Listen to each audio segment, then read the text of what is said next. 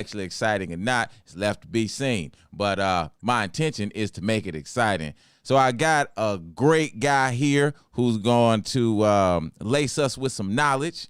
You feel me? We're talking about Curtis Brown in this thing. And you know what's funny? Bro, you look like your last name could be Brown too. Like, like, Oh, for real? yeah, you look like your name, dog. You know what I mean? Okay. Curtis Okay. I is a love it. filmmaker, a producer. He is the CEO, right? Yep. Right. See, okay. He's the CEO of Global Media Savant. You can look him up at the website is globalmediasavant.com. He'll tell you a little bit more about that, about his contact information a little bit later on in the show. But the reason I wanted to bring CB, just like black people, we just make up names. The reason I wanted to bring Curtis in is because Curtis has some experience that a lot of us independent filmmakers don't pay attention to until it's too late. And then once we've gone through the arduous process of creating our content, now we're faced with having to deal with somebody like Curtis. And Curtis is either closing the door in your face or telling you some shit that you don't want to hear. Like you're going to have to reshoot this, or where's your M&E track, or where's your marketing this and your budget for this and your this. And you like, hey, look at man, I'm just trying to win this Oscar, dog. That's it, man. I'm just trying to get in this film festival, man. Fuck you talking about, man. I ain't got none of that shit. You crazy, man. Hey, who you featuring? My nigga down the street. You feel me? And we got this thing going. You hear me? So, Kurt, man, Kurt is a producer, and we're gonna go deep into exactly what a producer is. So before I tell everything, give a round warm of applause. You know what? I'm gonna try this too. Hold on, let me see if I can get this. Round warm of applause for my man Kurt Brown in the building. Yeah. All right. Okay. Here we go. Okay. Well, I got this thing going over here. Boy, I got so much shit going on over here, but it's crazy. I love the intro, man. I love the intro. Well, tell us about yourself, brother. First of all, how'd you get into this? Okay, so well, let me say this first. A lot of people, the Atlanta market, like they know me as Karma. Okay. So it's Curtis Karma Brown. Okay. That's also my, Instagram, Facebook and all that. So it's Curtis Karma Brown. How I got into it, it's funny. It was very very cathartic. Like just the journey wasn't a straight path. Like I was doing music first. Okay. Okay. Mm-hmm. So when I say doing music, I was in a group. Okay. Came from New York down to Atlanta. What part of New York? And, say it again. I said, what part of New York? Rockland County. That's north of the Bronx. So it's probably about maybe 10 minutes north of the Bronx. Okay. So yeah, Rockland. Came down. I've been here for a minute. Since '97. Okay. In Atlanta. So yeah. I was just about to say music, you deserve to be here. You've been here since '97 because it's so many. And I came when Atlanta was popping. Like Atlanta, Atlanta was popping. Like So, being in the music world, one of my partners, one of my music partners, his sister was in the film world. She's done films, with Hype Williams, she was she did Belly, she did a bunch of different indie films, right? Mm-hmm. And that's family. Right. So how I got the bug was she actually got me a gig at doing the NBA All-Star games. So I flew out to, this one was in DC. So I worked the NBA All-Star game. Mm. And I met a lot of people that were in that world, in the film world. Okay. And that kind of, I was like, my creativity, I don't like, box myself in as to what I can do, like writing music. I was already writing. Mm-hmm. So I was like, it just seemed interesting, you know, and especially like we were doing videos, music videos and stuff like that. So I was like, I might want to give my hand to, my hand at a film. Right. And with that, I started writing. I didn't know what I was doing. Mm-hmm. Didn't know how to write a script, didn't know the format, didn't know you can have a, you can actually have a program that formats your script and all that. I was just writing, you know, and so that kind of opened a window for me, and I started taking it a little bit more serious, met some more people, and I got put my very first gig on a feature film. Okay, this was an independent feature film, and I'm forever grateful for them. Is Diane Ashford and Crystal Clear Roberson got me on a film called Echo at 11 Oak Drive. Mm-hmm. So Echo at 11 Oak Drive, featured Rockman Dunbar. I don't know if you're familiar. Yeah. But Rockman, yeah. So, that was the very first, film, that me being on set and all that stuff. Mm-hmm. And I loved it. Mm-hmm. I loved it. It was long days, long nights. Mm-hmm. 14-hour days, 15-hour days. I swear one day I want to say we were there for like 20 hours. I want to say, That's right. You got to want it. You got to want it. But the fact that I didn't even realize we were on set that long, I was like, man, I love this world. I definitely belong here. And, I was a grip on set. So, but I wasn't just a grip, because mind you, this is an independent film. Mm-hmm. So mm-hmm. you're wearing many hats. So I'm a grip. And, but I also was doing a little bit of PA, and different, different things on set. So it was a great experience. That's my intro into film. And then, like I said, from there, I really started pursuing it more.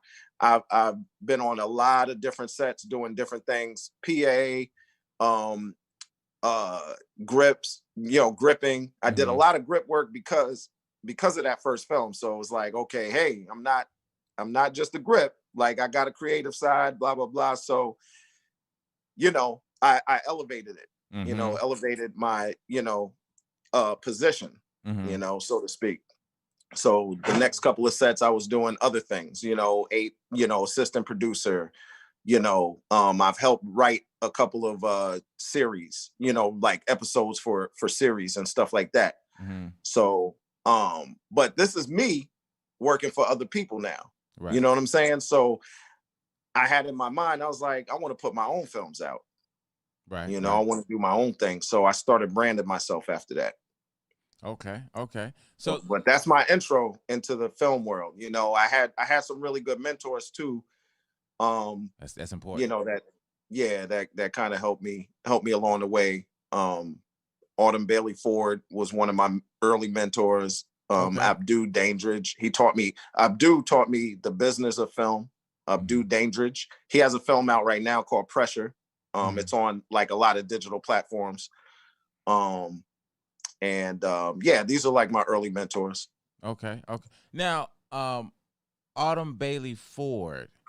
Yep. Is that what's his name's wife? The dude from he passed a while back. Nope, not Tom Ford's wife. Okay. Nope, but she's worked very close with Tommy. Right, Tommy. Okay. Yep. I've gotten a pleasure to meet Tommy through one of her events. Oh, so she's the one with Get Connected. She is the founder, co-founder of Get Connected. Yeah. I know you're talking about. I know exactly what you're talking about. So it was two of them. So yeah. I know Autumn. Yeah, that's good business. That's good. Are they still doing Get Connected? Yes, not as much as they, I mean, we're in COVID right now. So, nobody's doing anything, and Autumn, if you're watching, I'm not sure if you are doing it. But I'm assuming because it's COVID, these events aren't really being held right now. But but yeah, no, she's been doing it for years. And Right, you right. know, that first year, I swear I went to like every single Get Connected. And that actually boosted my career, like really got me into some places and to meet people that I probably would have never met. And you know, Yeah, so yeah. I It's a great you know, event, and I know there have been several events that have kind of, I don't want to say copied because that's just not the, you know what I mean. I don't give a yep. shit. Yeah, so kind of copied, the Oh, of course, her yeah, format. You know what I mean. So yeah, it was. Yeah, yep. it They is or tried. was Look, because they I don't tried. know. Right, they tried. Right, right, right. Yeah. So yeah, that's good. That's good. So okay. So when your first, tell me about the first film that you produced. How did you get into that, and what was your experience with the very first one? Did you know a lot about it or not, or what? So No, you know what? Let's say that question. Hold on. Let me back up, okay, because I'm trying to do this in a way where we really teaching people what they need to do, to follow the right, steps. You know what I mean? Because a lot right, of times you talk to people and they're giving you good inspirational shit, but yep, ain't nothing you can do nothing with. You feel me? It just right, feel good. It's like yeah, going, yes. going to church. Got a caller. I know, right? It's just my luck. This spam. Hold on. Hello. Hello. Yeah. Caller. Yeah. Yeah. Your homes? Not just playing. That's racist. All right, here we go. All right, so Well, you're a comedian. Look, you're a comedian. If you're a comedian, it's not racist. Now let me that's stop. right. I can do that. Yeah. But okay, here's something that I know a lot of people don't do, and I think it is so important to do this, which is get a mentor. How Yep. did you go about getting your first mentors as a as a mentee to become a producer? Yeah. Again, putting yourself in the right places. I always have the mindset, be around people that are 10 times further than where you want to be. Yeah. I'm saying 10 times further than where you want to be. So Mm. if you want to be, I want to be a producer, then connect yourself with an award-winning producer, Right, right. because they're way further, and you'll Mm-hmm. accomplish that goal. You know what I'm saying? Mm-hmm. So I just being in certain places and certain circles, like I said, I was fortunate enough to meet Autumn through Get Connected. Man, what is going on? What? I don't understand. Wait, hold on, Chrissy. All right, now you. Hello. Wait a minute. You know what? Hold on. I could be doing this. Caller. Are you there? Yeah, Hello. I'm here. Oh, Hello? Can you hear me? do have the Hey, caller. Caller, what's going on? How you doing? Can you hear Welcome. me? I can hear you. Can you hear me? Can you hear me? I'm here. Can you hear me? I can hear you. Can you Hey, hear me? can you hear me? Yes, Lord. I can hear you. I swear to God I can. Can you hear me? yes, Hello. Lord. Hello. I can hear you now. You can hear me now. Yes. I don't know which button did that, but okay. Uh-oh. Are you still there, caller? This is starting to turn into a retarded show. Wow. Caller, are you still there? Hello, caller. Caller? Caller can't hear you. I don't think caller can hear you. I know, but the caller just said that they can hear me. Can you hear me, caller? Yes, I got a question. Hey, I got a question. Okay. Okay. You gonna ask? You can ask the question. Yes. I think there's a delay. Yeah, it's probably a My delay. question is, for somebody that's been in the industry and they got burnt from the industry, what And would they you got recommend for them if they want to get back into the industry? Why did they get banned from the industry? Well, he said they got burnt from the industry. Burned. Yeah, burned. How? Like explain further. Okay, he wants you to explain how you got burned. And I'm assuming we're not talking about gonorrhea. No, we're not talking about gonorrhea. Oh, okay. Just kind of you fell into the wrong group of people. You enjoy what you was doing, but you just end up getting burnt out because the people around you wasn't working cohesive together, and you just basically end on taking on a whole lot, and you didn't get further with this particular group of people. Yep. And when you really love your craft, and people just seem like to be using you, and you decide to take a break from it, just fall back from it, how do you get back in it without being, I guess, burned, getting burnt out, like the circle that you're working in? I kind of fell into a position where I could control who I work with. Okay. So I'm gonna tell you one thing. I actually have gone through that. So working with a group of people that we just weren't on the same page. Nobody was playing their position. Lines were crossed, and it was like very unprofessional. Like certain things just became unprofessional, and like so it happens.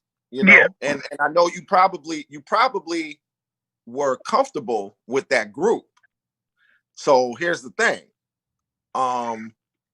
You just I'm going to tell you. You know what I'm going to tell you. You move on, and you don't let that stop you. In fact, you let that fuel your fire. And put yourself in a position. You kind of have to vet, like, especially if it's people you don't know. You kind of have to vet the people that you're approaching to be on a project with you. You kind of reach out to different people, like, hey, how's this guy? How's this producer? Blah, blah, blah. There's indicators too. Just look them up. Mm-hmm. Just vet them, before you start working with them. And, always keep your integrity. You know what I mean? But right. I wouldn't let one situation, stop me. Like that could never burn me or burn me out or stop my flow or anything like that. If anything, it puts the battery in my back to go, harder. Mm-hmm. Gotcha. Did that I appreciate that. I used to work it does. I used to work in the industry for like maybe 10 years. So yep. I missed working in the industry. So now that I'm kind of getting that edge to want to get back into it again, that just really kind of helped me know how to navigate to move forward when I pull the trigger. Like, okay, I'm going to do this, what I need to do. Mm-hmm. Okay. That's fantastic. Right. Like, just use it as fuel. Use it as fuel. Do things different this time. I always look at situations like that as a learning experience. What could I have done better? What could I have done? I always take responsibility for situations that happen to me. I try not to play the victim role. Not saying you are, but I'm just saying I try not to say, oh, they did this, they did that. I'll say, man, what did I miss? What could I have done to either change the situation, or should I have seen the writing on the wall earlier and got out of the situation? So, just take ownership and move on. That's right. Well, caller, you got another question? Oh, wow. That's great advice. Thank you. I appreciate that. Thank you so much. I really appreciate that. All right. Thank you for calling. You're welcome. Bye-bye. All right. Y'all. All right. Yeah, there we go. Hey, so callers, y'all call in, ask these questions. He's here now. It's not like you get a chance to see a lot of producers. They ain't at Starbucks, not the real ones. You know what I mean? 447934651. Again, it's 447934651. If you from Atlanta, you know what I'm talking about. It's 404. It's not 4. It's 4. It's 4. That's just one number right there. 44. 447934651. All right. So, okay, so We talked and about and we do be at Starbucks sometimes too. We they do. Oh, so they do be at Starbucks sometimes. I guess it's a special one. Yeah, You yeah. don't go to the Starbucks off Cascade. The main You'd be producers, surprised. them Oh, pimps. Them main producers, them pimps. Now they right. produce too, but it's porn. So Yeah, hey, right. low budget. It's Low, that. Yeah, it's that dark. low Yeah, budget. yeah. No, you don't. Nah, you don't want to do that. So look, okay, so here's something that I know a lot of people. Well, we finna get into it. A lot of people trying to get into the industry, whether it's on the production side, what they say, above the line or below the line. Either way it go. Yep. Is the communication is key, and so a lot of people. I hate to be pejorative like that, but people don't know how to communicate because there is a level of, and I'm just gonna be honest with you, there's a level of arrogance that's within the entertainment industry. It's in other industries too, like in any industry that the general public covets. You know what I mean? There's this level of arrogance. You know what I mean? Like you could be a doctor, lawyer, I agree. yeah, in any of them, right? So, but there's this arrogance. I was talking to this one director, and he was really animate about if a person comes to him and wants to talk to him about reading their script or so forth and so on, he won't even talk to them unless they come to him with certain particulars already in order. Right. And he's very rude about it. Now, I know him, so I don't get the same kind of treatment. You see what I'm saying? Because I know him like that. But right. And I tell him, I mean, I'm sure he's gonna watch this podcast, so he know who I'm talking about. He's a complete asshole, and I tell him he's an asshole. He knows he's an asshole. You feel me? Right. But he's like a lot of people. He's a good guy once you get to know him. But before you get to know him, he's a complete dick. You feel me? Yep. Got you. If you're new to the industry and you're trying to communicate with people, I know you got to have tough, thick skin. But let's talk about the methodologies and strategies that one could take on in order to increase that chance of meeting a person that can really, you know, like you say, if you're talking about 10 times up, you're going 10 times above where you are now, you got to bring something to the table as well. Absolutely. So, coming prepared. Okay. You know, that's one thing because, you know, I mean, you want to be treated, you know, you want to treat people the way you want to be treated as well, right? You would treat people that way. So, there's a lot of assholes in the industry. You know, they got their ass on their shoulders and they're pompous and, you know, I'm in this position of power. I'm like, you know, this, that, and the third. But, you know, those same people, you know, you meet on the way up, they gonna be on the way down. You know what I'm saying? Right. It's crazy. You know, like, I know I just messed that phrase up, but no, I understand. But you know what I mean, right? You know what I mean. So my thing is, you know, everybody's different. Mm-hmm. You know, again, study, like not study, but do a little bit of research on the person you're approaching if you can. Mm-hmm. Mm-hmm. If you're in a position where you don't have time to do that and you just meet somebody, you're like, oh man, you know, I want to get this project to you and this, that, and the third. So my thing is just be prepared for opportunity. Okay. You know, just be prepared. Like have your T's crossed, your I's dotted. You know, like if you are trying to get a screenplay to somebody, you know, make sure you have your WGA, have it copywritten, all that stuff. Make sure wait. Make sure it's. Hold on, don't be throwing no acronym and shit. Now, what the hell is a WGA? WGA. Here we go. We'll get back to that. Yeah, maybe they know what a WGA is. Let me see. West Side Gang Affiliation. Is that it? West Side Gang Affiliation. WGA, maybe. Caller. Is it caller? Hello? Caller? Hello? Hey, girl, yes, you sound. This is a caller. Ooh, you sound sexy. What's it? Hey, what's your name is, Charlie? We don't name here, You girl. said what's my name? What's your name here, girl? The casting couch. Casting couch. Casting couch. I'm just joking. I'm just joking. Well, this is I don't want to do that in the entertainment okay. way. All You right. get All your right. ass sued. What's going on, caller? Okay. What you All got? right.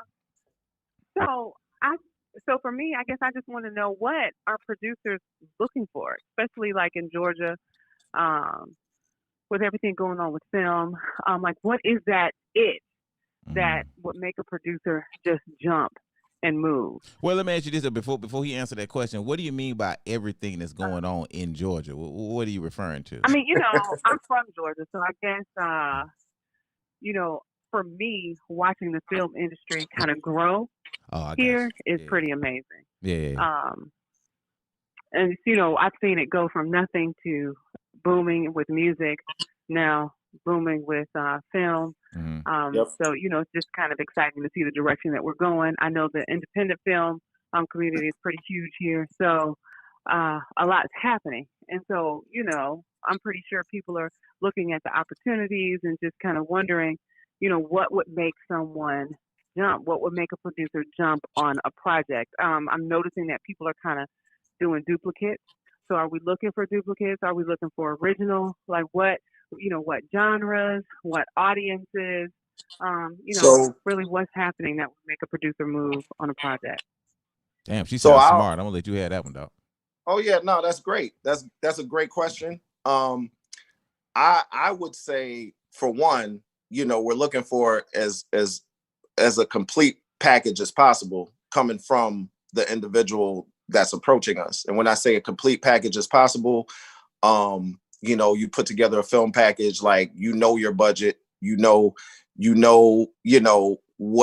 you want it distributed and things of that nature. So we don't want to do all that work for you. Like you come to us and say, hey, I have this project. I think it'll be great for streaming. I really want to stream it like more so like a Netflix or, Amazon Prime. This is my budget. We have a budget breakdown, have your comparables, have your package ready, like have as much of that project as possible, completed as possible. Like, of course, you're looking for, producer to actually produce it, right? So, so that's one thing. Now, as far as content, like just like anything, like even music, right? I always compare film and music because they're very similar and creative in the creative form. Like you just got to look at the times, the times we're in. So, it's the film business. So of course, something that's marketable, right? I know before COVID hit, we were really more so focused on like women-led roles. That was a popular thing. If you notice, like just women lead roles, and for a while, it's been like that for a little while now. And I think we're still going that route. I think we're more so looking at television series though, as opposed to feature films, because you have smaller sets. It's easier to film. You know what I mean? And you don't have to go through, like trying to shoot a feature in this climate is a challenge in itself. So we're looking for either series, or if you do have a feature. And when I say low budget, I mean as little locations as possible, as little cast as possible. Like we want a lower budget, lower cast, a lower, like that type of situation, that type of film. So I think most producers are looking that way. Like, you're giving me something that I can easily produce and still make it look, I mean, the quality is going to be there. It's not, lower budget is a term that gets a bad rap. Like low budget, there's excellent low budget films that are classics. So we're in a market now, I believe, where we're trying to go more low budget, So let me ask you this. I'm sorry to interrupt. I kind of like what you were going. I wanted to ask you your opinion. You said that there are a lot of essentially low budget films that are really Yes, good. Can you give me like absolutely. some of your favorites, maybe one or two of your favorites that you really Sure. recommend people go out there and take a look Sure, sure. So let me think about this for a second. I want to give you a good one. um, so, and this is going to tell you a little bit about me too. So I like, I'm a Tarantino fan, at? and Quentin Tarantino. Like I, you know, Mm-hmm. he's, you know, so he's produced early on in his career. He's produced a couple of low budget films. There was one called Killing Zoe. That's a low budget Mm-hmm. film. That's, I mean, if you look, I'm sure you'll be able to find it. But he did a film called Killing Zoe. He was very creative about, filming that, shooting it. Also, a classic for me, and this is a comedy, is Superbad. Are you familiar with Okay. Superbad? It's a comedy. Mm-mm. Okay, Okay. Superbad. Now you need to watch that film. It's a comedy. It's funny. It's funny as hell. It's a Oh, really? very funny film, but it's a low budget film, and it did very well, very well. I'm not sure I'm giving you the best examples, but let me see. Superbad. What's another film? Well, those are good places for me to start because I haven't seen either one of them. So I got Okay. something to do. Yeah. Well, I So, appreciate this. but there's a lot you could do. Yeah, there's a lot. It's now it's about doing a lot with a little, Mm-hmm. So, Okay. and like I said, when you approach a producer, just come as prepared as possible. Have as much as the least amount that they have to think about. You bring it to them in a bow, wrapped up in a bow, and they it's a better chance that they'll consider it.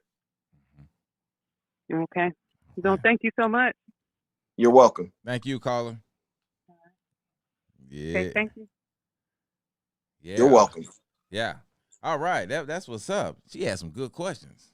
She had great questions. She had a great voice. There's a bunch of low budget films that did well. I'm just, and it's crazy. I'm like, damn, I got stuck. Like, okay, low budget film. Yeah, dude, I'm gonna tell you, man, the one I thought you was gonna say off the rip was gonna be Blair Witch Project. Oh, well, Wow. well, yeah, dog. absolutely, yeah. 15 Blair Witch 000. Project, Scream. The first Scream was low budget. Yeah, the first Scream was low budget. That's right. Now we can go. If you want to go even further back, Rocky, which is a classic. Oh yeah, absolutely. Rocky was super low budget. Yeah, and it is a cult. It's a classic. Period. Forever. Yeah, like yeah. They're still making Rocky movies. I mean, Yeah, I don't think anything would beat Rocky. I don't think any indie film can beat what Rocky, because Rocky created an empire. You went from Rocky 1 to what we at, Rocky 87? Whole franchise. Yeah, I know, right? Rocky 87. His son, Apollo Creed's son, and Drago's son, and crazy. Yeah. And it's so crazy because he's an inspirational story, period. Because he started as a background actor. Say it again. I said Sylvester Stallone started as a background actor. Right. He was background, yeah. And he was pretty much like desolate when he did Rocky. Yeah. And let me tell you something. The screenplay you see now for Rocky, it's the original. There was not a bunch of rewrites. He might have revised it once. Yeah. He wrote that himself, and he changed the ending. Rocky probably wouldn't be Rocky if he didn't change the ending, because he had himself winning against Apollo. But he changed that ending. I didn't know that. Yep. So, but why? And so I guess I'm assuming that what you're saying is by him changing that ending, that forced him to have a second one. Well, it didn't force him, but it of course it opened the door for a second one and a third one, and but I think it changed the whole meaning of the film. He had that victory. He had the people's victory. He had the moral victory. Like, even though he lasted 12 rounds with Apollo. Right. Nobody, and he was a nobody. Rocky didn't. He was a bum. Yeah. Right. Yeah. You know. Yeah, that's when he was in the meat factory. Yeah. Punching ribs. So that changed the whole dynamic of the film and made you like, wow, the whole meaning of it. That you is know? true. Yeah, that really made it an inspirational story. Had he won, it might not have been as big. Think about that. That's true. Yeah. That's true.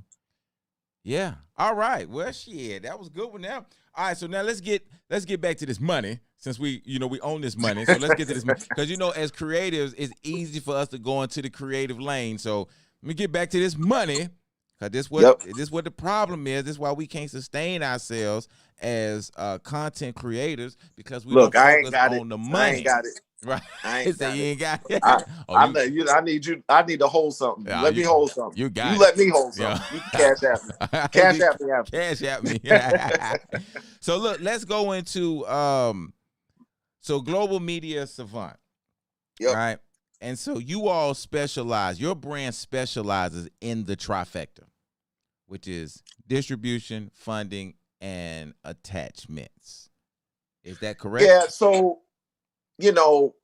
on we're more so production heavy, on the producing end, and as producers, as a producer myself, yes, we can EP, executive produce a project, because we'll find the money, because if the project is right, and it comes the way it's supposed to, we can, yes, we can get it financed through our company. So let me ask you this: what comes first, funding or attachments? So it's a 3-ring circus. It's funding, it's attachments, and it's distribution, right? You'd be surprised. Sometimes distribution is rare, but sometimes distribution comes first, right? Okay. Which is crazy, because you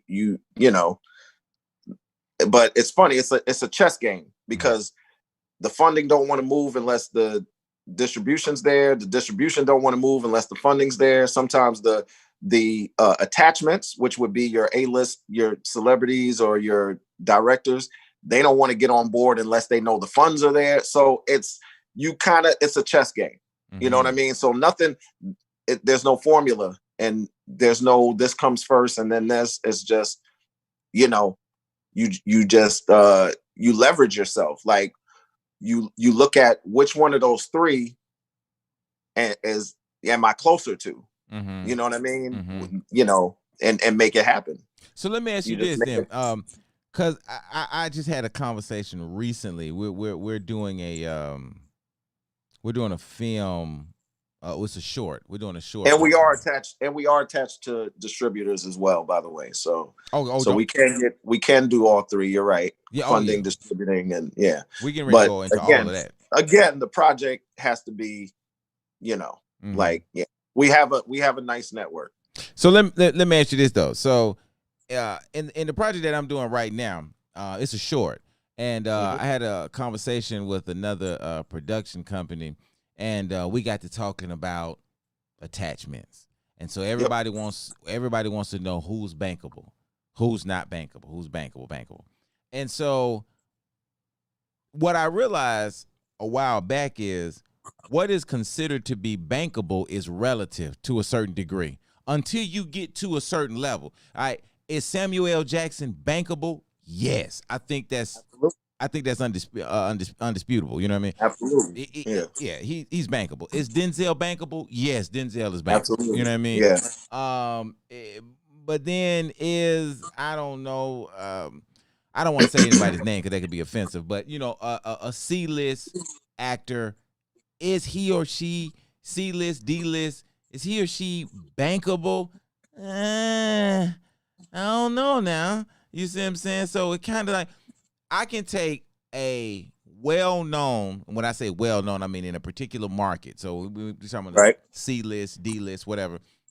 In a particular market, I can take that actor or actor, and put them in the film and say, okay, well, he's bankable. But I can take a chick from Magic City.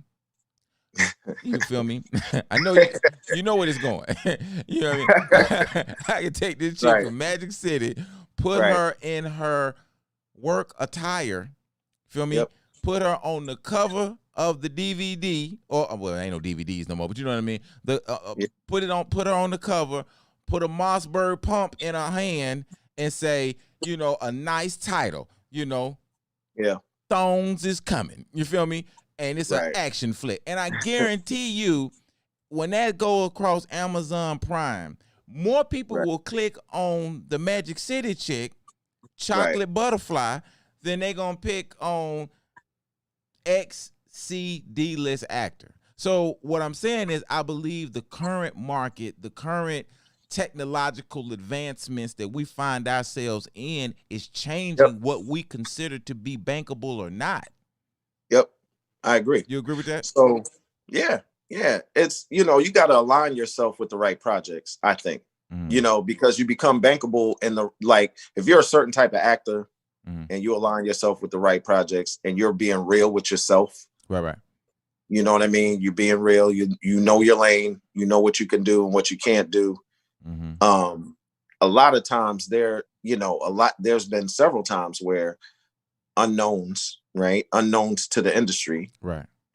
have done very well in a leading role. Mhm. You know, Finding Forrester is an example. I forgot the young guy's name, the young man's name, Mhm. the actor, but he Yeah, he blew up from that was a great film, right? Mhm. He Yeah. was an unknown. He walked into, you know, the audition and killed it, and Mhm. they loved him. You know, so there's no real formula. Again, it's no real formula. When you say bankable and, you know, A-list, C-list, you know, it's, you know, come with your confidence and be realistic about, like, be real with yourself though. Mhm. You know, you might want to stretch yourself, like, okay, I I typically do these type of roles. Let me try this role, or let me try, you know what I mean? Mhm. But you still want to kind of stay in the lane that you know, and occasionally step out, because you might discover something that you didn't know about your talent and your skills. Mhm. You know what I mean? Like me, there's a film that I am currently, you know, that's currently in development, like early stage of development. We're still, like, you know, trying to attach, you know, we're still attaching, you know, people to the project. And there's certain actors Mhm. that I want to attach to it that I know their typical roles, but for this film they'll be doing like something that's a stretch for their roles. Mhm. And I think that's great, you know what I'm saying, because it makes the audience look at them different. Mhm. You understand what I'm saying? Uh-huh. So yeah, I mean, bankable, you know, again, that's all relative. Like, you just have to, you know, just look at the project, you know, Mhm. Mhm. and pick wisely. Like, put yourself in front of, you know, Mhm. in front of the right people, in front of the right projects, and, you know, So let me ask yeah, you this then. a C-lister can be a fantastic. Yeah, that's There's true. so That's many true. unknowns. Like, Yeah. there's a Michael Jordan right now that's, you know, that's on the court that, you know, right Right. now, that nobody knows, and Right. that's way better. Or the best basketball player in the world is on the court right now, and Right. nobody knows who he is. Right. You know what I'm saying? But once he gets on that stage, you know, once he gets to that point, the world will know him. Right. So you just have to put yourself in positions to win, Right. you Right. know, Right. and to advance. Right. So well, let me ask you this then. So in our current climate, because you mentioned this, you know, from the last caller, you talked Yep. about how spending less money Mm-hmm. in production is the way Mm-hmm. to go right now. And of course, you know, we know that, you know, if you spend less, and that's more profit for you if it does well. Absolutely. And then at the same time, if it doesn't do well, which most films don't do well, then Right. you're not so far in the hole. You know what I mean? Right. So what are some funding strategies that you recommend for new producers or groups that's trying to create films to present to producers? What are some funding strategies that you think are best? You know, funds come from, there's a bunch of different ways of funding, you know. Mhm. somebody asked me this the other day, and films get made from so many different sources, you know, like funding sources. You know, basically you just have to, again, put yourself in the circles, you know, surround yourself with money, surround yourself with the money. So go to these events where you know these people are going to be, and you know, just promote yourself. Talk about your film, talk it up. Well, let me ask you this then. What about 'cause especially in Atlanta, because you know we got, you know, it's quote unquote the Black Mecca, whatever the hell that means, but whatever the hell that means. I don't know what that means, man. Yeah. The issue that I that's have, an oxymoron, because right, Mecca is black. Yeah, so, yeah. Thank you. I mean, right. So go ahead. So the thing that the issue that I have with it in Atlanta particularly is we have these tax credits, right? Yep. If you make film in Georgia, you get this tax credit. But in order for you to, and maybe I'm wrong on this, correct me if I'm wrong, but in order for you to be able to take advantage of these tax credits, you've already got to be at a certain level. So for those, and most independents, 500,000. Yeah. So, and most indies are not making films at 500,000. All right, you know what? Let me just be all the way live, because that's what we do here, right? Most black, you feel me? Most black independent filmmakers cannot put together $500,000. And I don't care if you bring in. Well, then you're not gonna get the tax credit. That's what I'm saying. Exactly. You're not gonna get it. What strategies can these people use? So here's the thing with that. Okay. That's what I'm talking about. We into it now. Hey, you clapping hands now, baby. You know what I'm talking about? Here we go. Here's the thing with that. You got to look at it, right? You're like, okay, 30% tax credit. This is, you know. Damn, is it 30%? It's 30%. Yep. So, and I'm, you know, unless it's changed, but I don't think so. 30%. So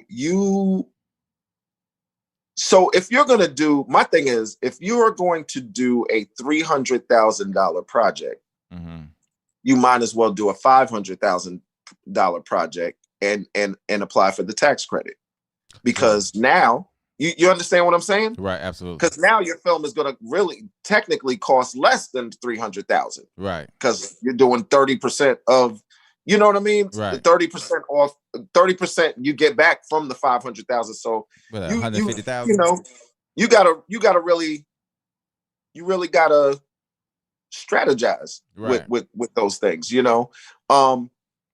And this is another discussion I had with one of my partners. It's like, it doesn't make, like, the closer you get to that 500,000, like, it doesn't make any sense to not do it. Like, you should do, you know, it's either you're doing there's people doing super low budget, which a lot of people don't take, you know, I don't know how far you're going to get with that, but, you know, either you're going to do a super low budget film, you're going to do the 500,000, or you're going to go to $1 million, right? Because the $1 million, you get the credit, and you also get SAG, you know, you know, and union, you know, workers, you know what I'm saying? So that can be a foot in your ass too. So it doesn't make any sense. Like, it doesn't make any sense to do a 600,000. Like, do the 5.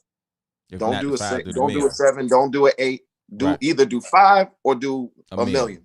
Right. Or do dirt. Like, do the 10,000. Right. So what? Let me see. Do the 10,000 and put it on YouTube. Right. What's the what's the next level above the million as far as the tax break is concerned? Is there anything above that? Nah, there's no, you know, the tax break is anything above 500,000. So, you know, it doesn't matter if it's 10 million or whatever, it's still 30%. So it's a bigger break for a bigger budget, of course, because it's 30 of that that budget. Yeah, no doubt. But now, how does being involved with Well, SAG make that beneficial to the bottom line? well, though? because a lot of them won't do quote unquote low budget films. So when you're at $1 million, you're pretty not guaranteed, but you could you can afford to put an A-lister in there. You could afford to, A-lister a couple of Bs, or an A-lister and a B, or put on a director, a notable director. You just have more room to make your film, more viable, and you have more room, to really get to really build into your project. So 500,000, you can make a great film. You can make a $500,000 film look like $1 million plus. Absolutely. So, yeah. Right. Yeah, Sure. I agree with that 100%. So you basically say, because I like to just make things nice and simple for people, right?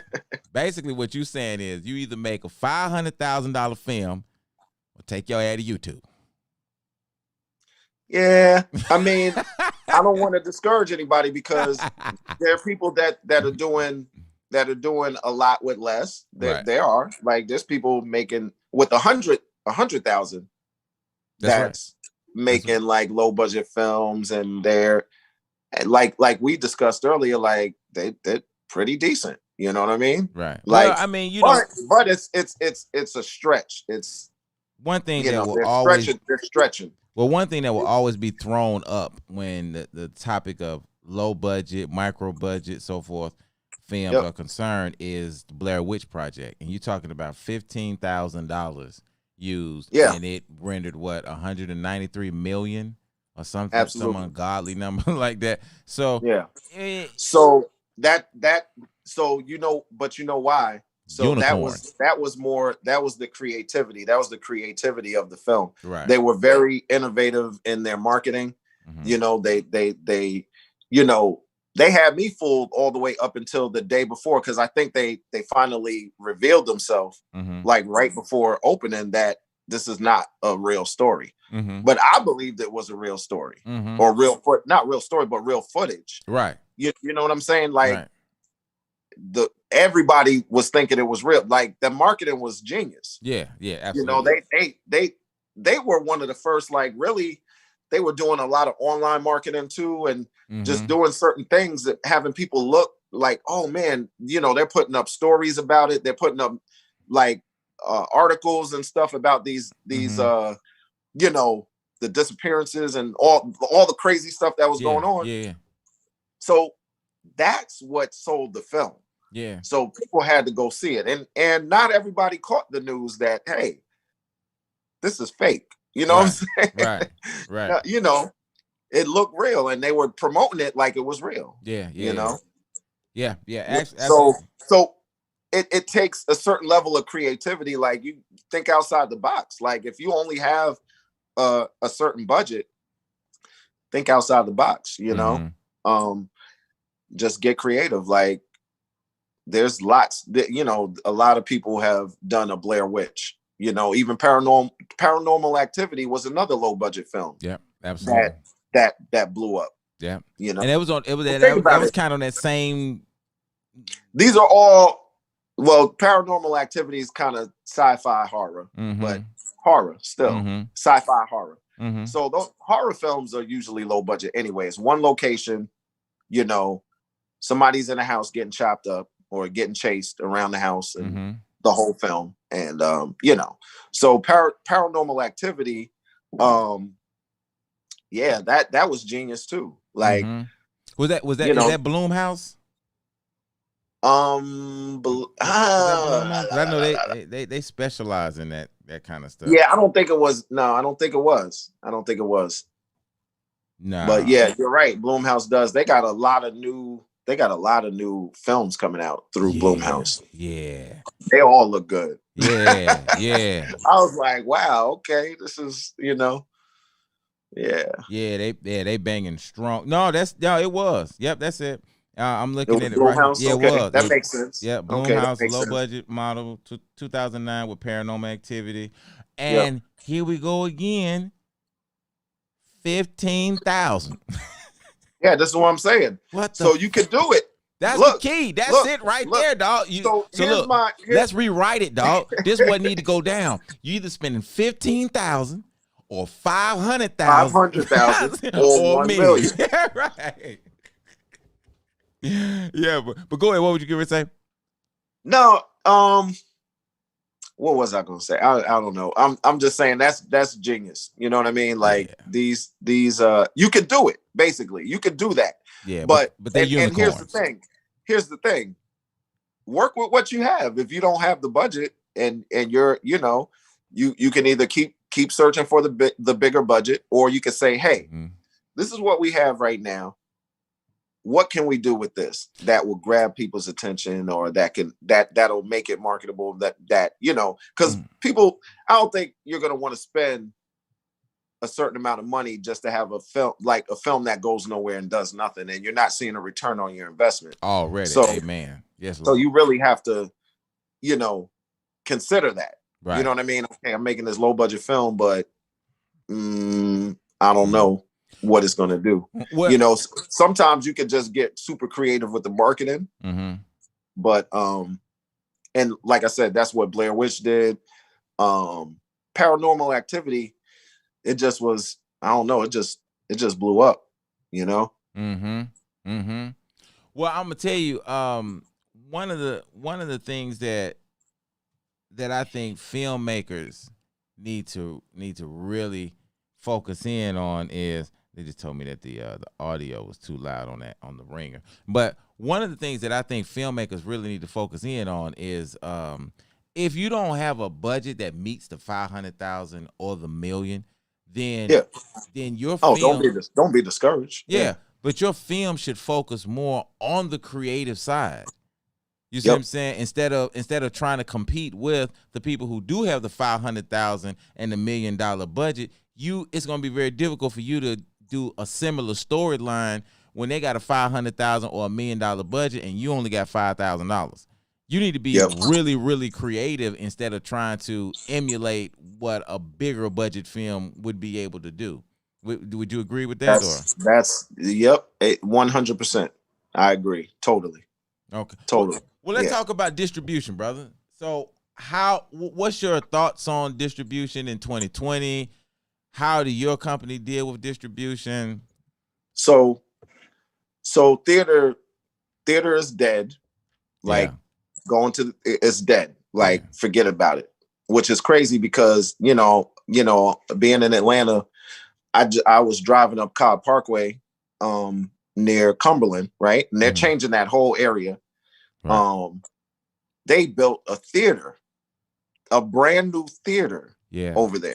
Yeah. I was like, tell me about a Brave Stadium. Theater is dead. Like, let's just face it. Like, even once this is all, and I don't know if it'll ever be completely over, but this you know, Rona, COVID, you know, that we're dealing with, even when this is over, you're only going to get a small surge of people going to the theaters. It's gonna last for just a small amount of time, just for the novelty's sake. Like, okay, you know, let's go to the movies.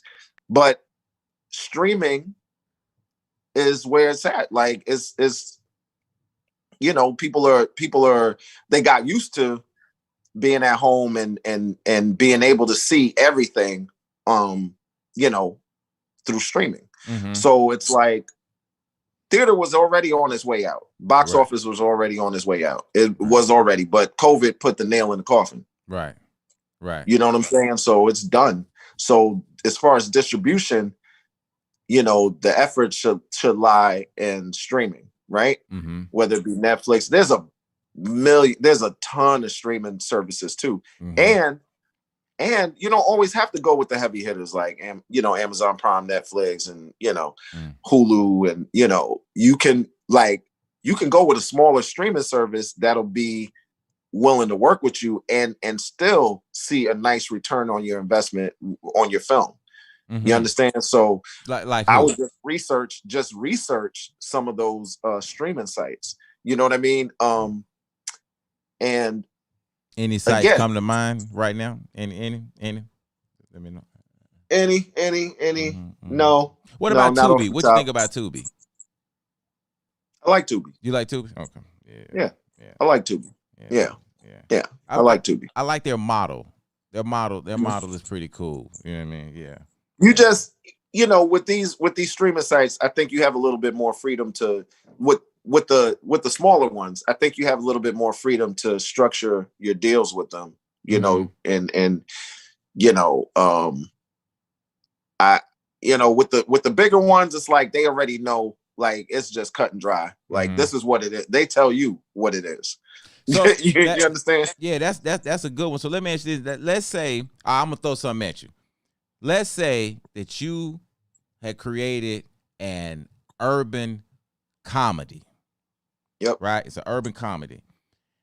How would you approach, what would your distribution strategy be if you can't get on the Netflix and the Hulus? So at best, you're going to do Amazon Prime and below. What would be your strategy? Both local, both regionally, nationally, and worldwide? Yeah, again, you go with the lower, go with the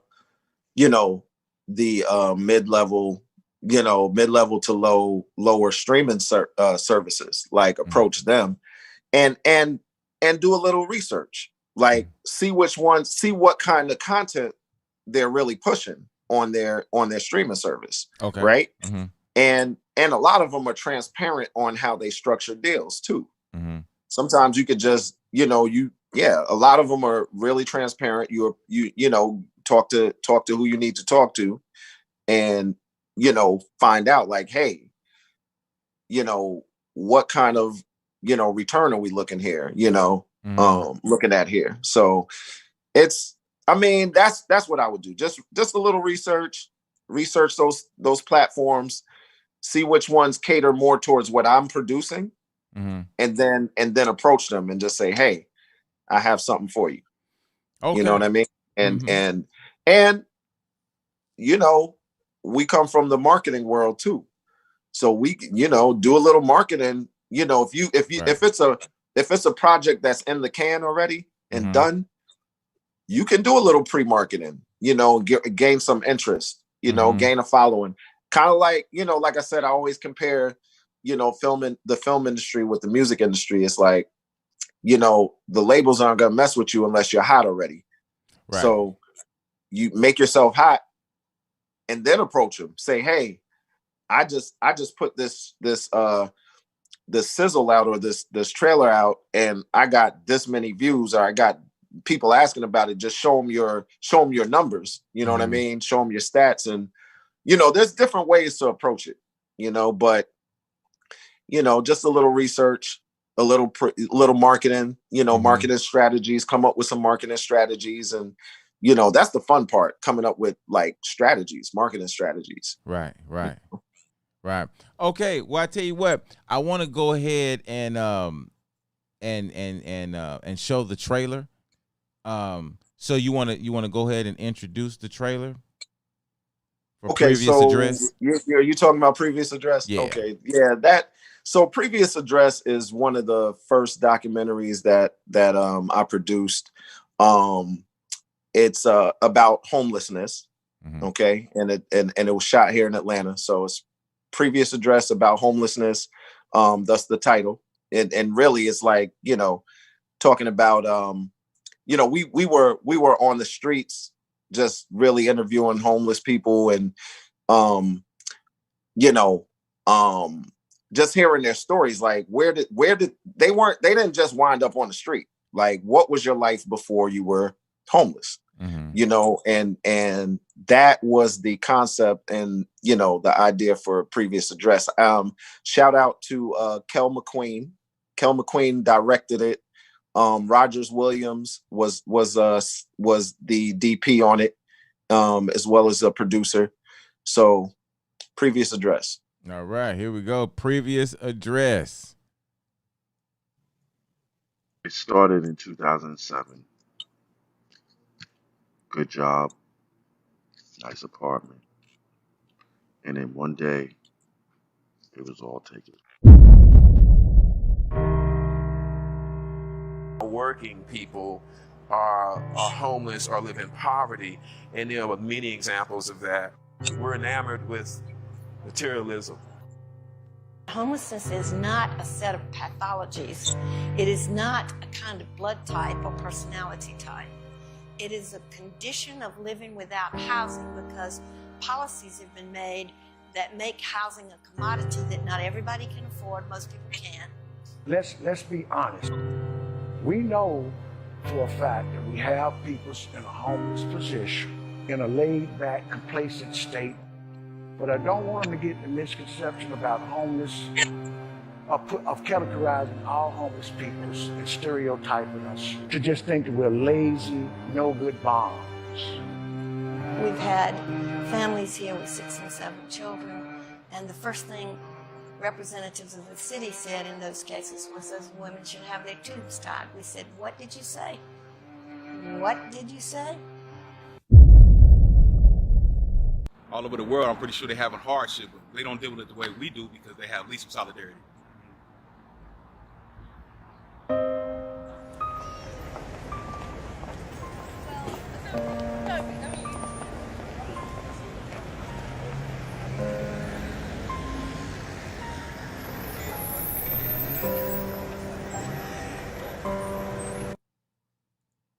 Wow. Congrats, Yeah. brother. Thank you. Congrats, Thank you. man. Yeah. Thank you. I had a great team. Working with them on that was enlightening, man, and it was draining. Like Yeah. I'm a pretty spiritual person. I don't wear it on my sleeve, but I'm very spiritual, and I believe in energy. Mhm. And having that energy on me, I was like, wow, this is crazy. I said the next documentary we do is going to be about abundance and law of attraction. I said I don't need that. I don't need that energy. Like, it just was draining, man. It was draining. Yeah. I'm empathetic a lot, compassionate and empathetic. So it's like, it was hard. It wasn't an easy thing to do. Mhm. And it was actually my our DP's idea to do it. I didn't understand why he wanted to do that, but I don't regret it, Mhm. but I cannot do another documentary like that. Yeah, buddy. Yeah, not like that. Yeah. No.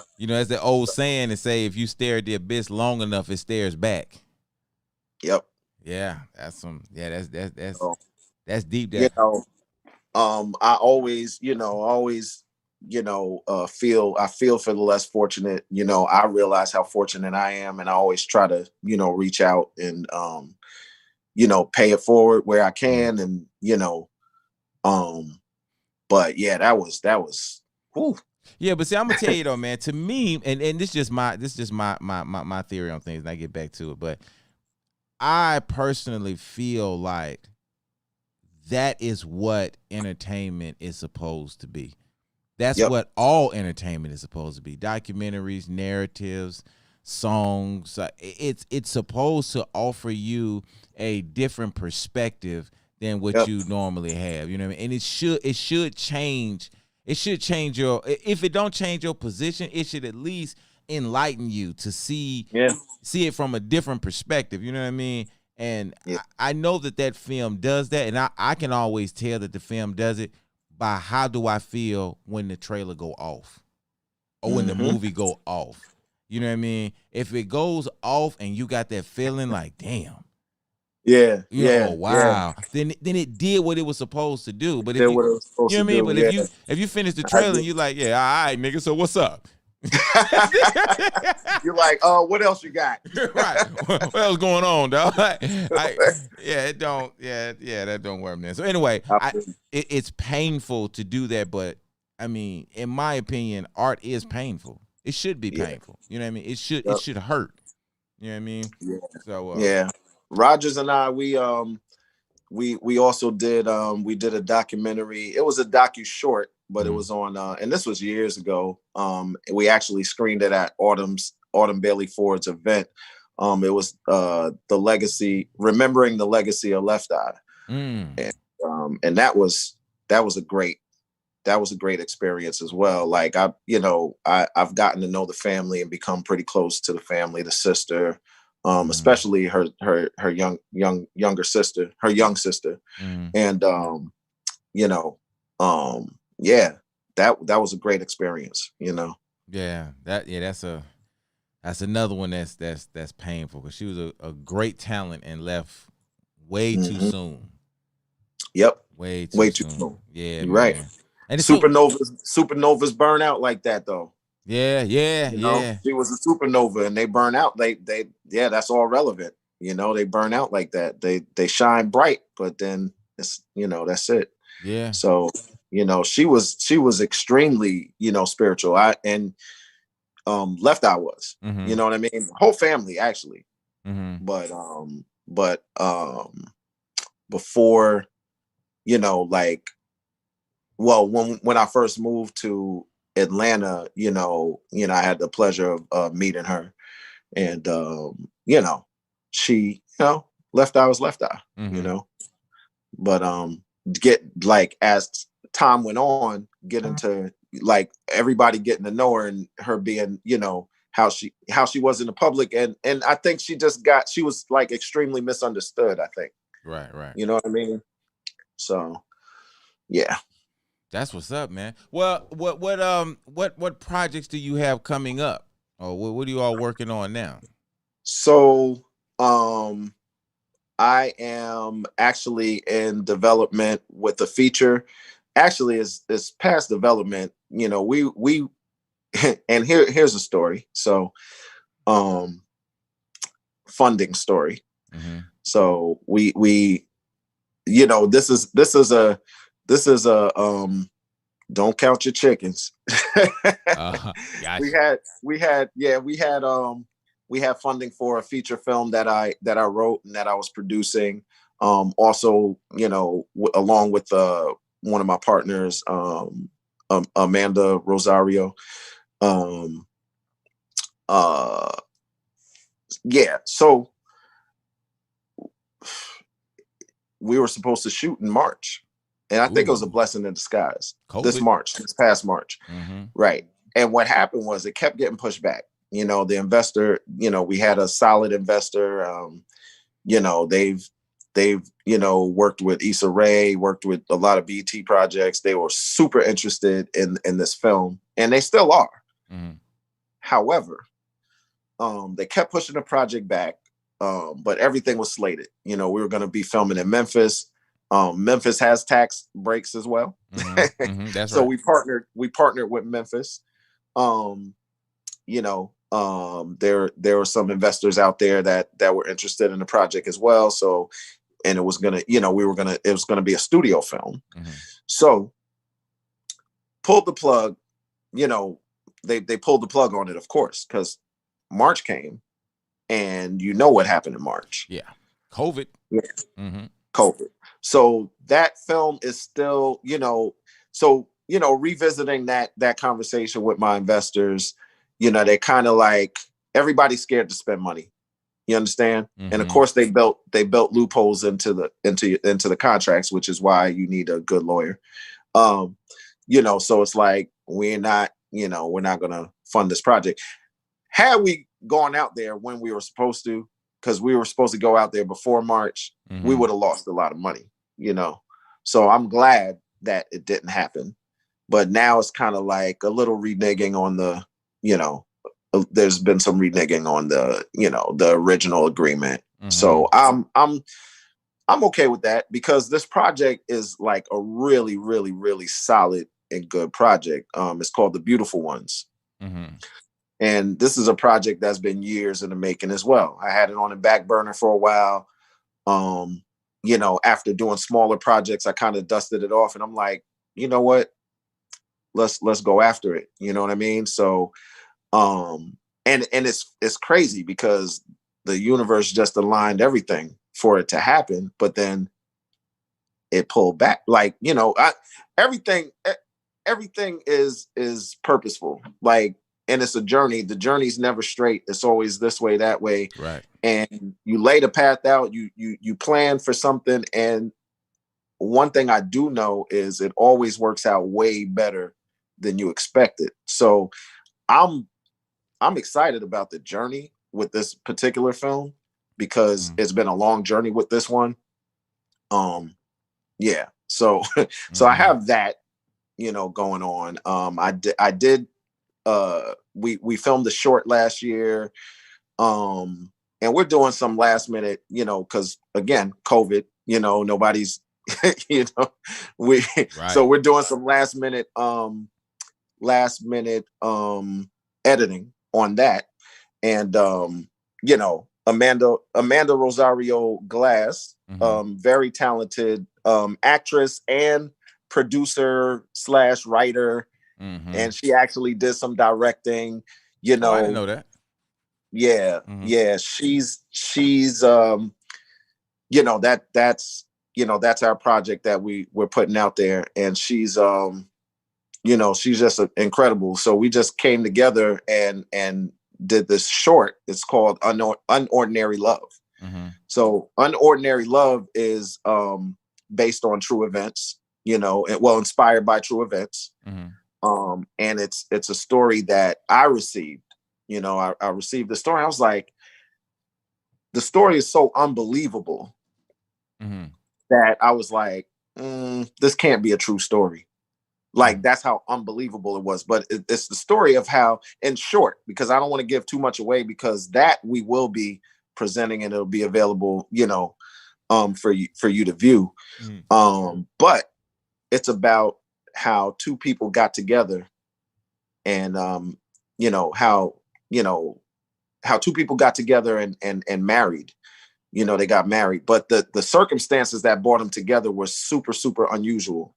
Like, these two, you would never in a million years think that these individuals would be together and stay together. You know what I mean? So, and it's a timepiece too. My first timepiece, like, you know, like it's yeah. What time period? Very, very authentic. 40s. Oh, okay. No, I say 40s, 50s, something like that. Okay. Yeah.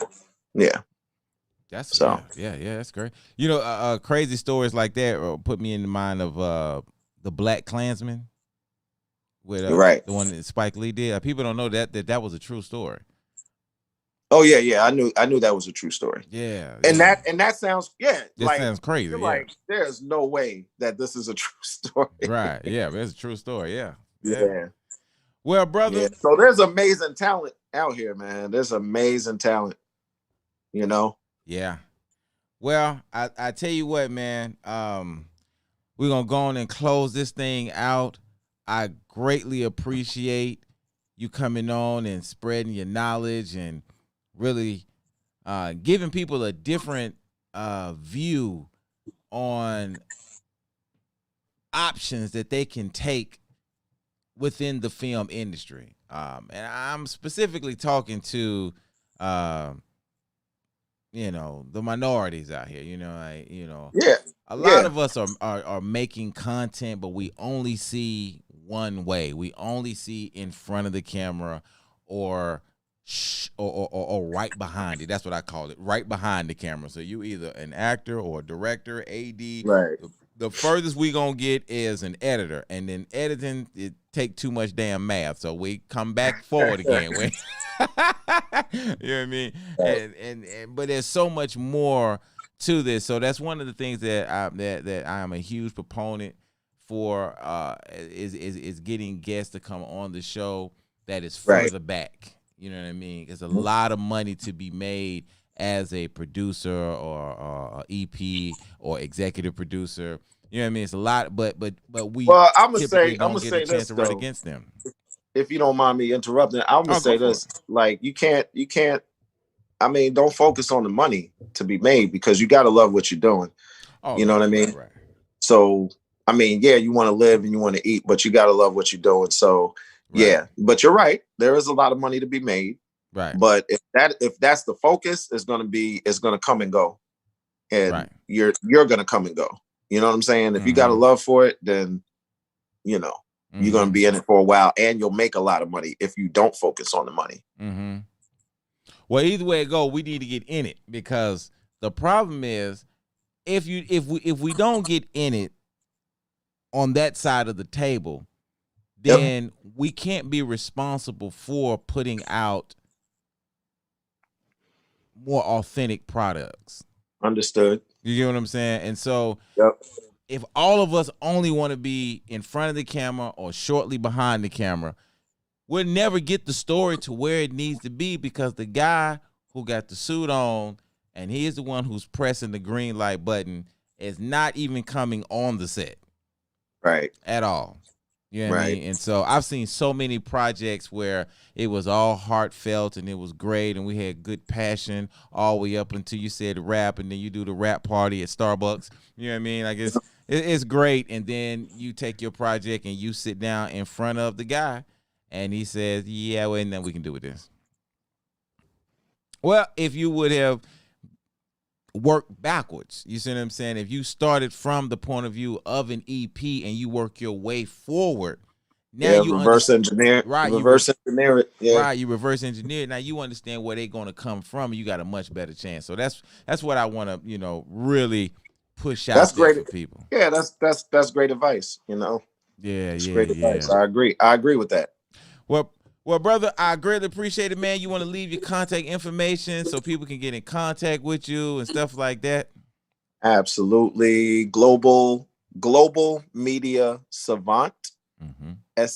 Savant is SAVANT. Global Media Savant at gmail.com. That's also my Facebook. You can also find us, like my documentary team is Gorilla Vision Films. Gorilla being GUERRILLA. Gorilla. Yeah, that one tricky. Vision Films. Yeah, right. So you can find us on Facebook as well. My Instagram account has been hacked, so that's down. Mm-hmm. So yeah, porn. and the website is a beautiful website that's being rebranded. So, but it's still the same handle, globalmediasavant.com. And yeah, you can reach out to me like directly, like I said, through those means. Email me. I check my emails all the time. Mm-hmm. Yeah. That's it. All right, brother. Any last words of encouragement? Yeah, I mean, in every tragedy, there's a jewel, in every challenge, there's a pearl. Like this pandemic, like I'm gonna tell you like this, I made more money this year in this pandemic than I made in the last 10, 15 years. Yeah, a lot of people got that story that they won't admit that. A lot of people don't want to admit that one, that don't mean hit me up for some money. I spent it all, but I'm just, no, but seriously, no, it's a good time, like, to be creative and really like expand. Like now is the time to really brand yourself, like, because you can't really, there's not much movement going on. That's right. So just, stay up, stay positive, stay on task, stay focused, because it's easy to get caught up and be like, well, nobody's making films right now, so I'm just gonna do, just do whatever, like people lose focus big time. But now is the time to, if you're an actor, hone your craft. If you're a producer, if you're a production company, brand yourself, like really double down on your branding. And content is king. Put as much content out online as possible. Yes. Like you can still do that. It doesn't have to be major, big, you can do shorts. Shorts are I'm surprised more people aren't doing shorts right now, because you can do shorts. You don't need a whole big production crew around you to do a short. Right. You can mash up, you know what I mean? Or it could be 2 people, so 3 people, just do a quick little creative short, So just stay busy, stay busy, stay productive. I don't like using the term stay busy, but stay productive and, weather the storm, because, you'll come out bigger and better when the world opens back up. That's right. That's right. That's right. Well, I think that is great advice. And everybody out there in Ava Coach's land, because that's what I'm calling it. I don't care if it is Ava Culture. It is Ava Coach's land. You know what I'm talking about? Stay focused. Let's go ahead and get this thing done, man, and produce great content and really let the world know your voice instead of sitting at home complaining about shit. Get out there and do some shit. You feel me? And that's about as motivational as I get. So that's it, man. We'll see y'all next time, and we out.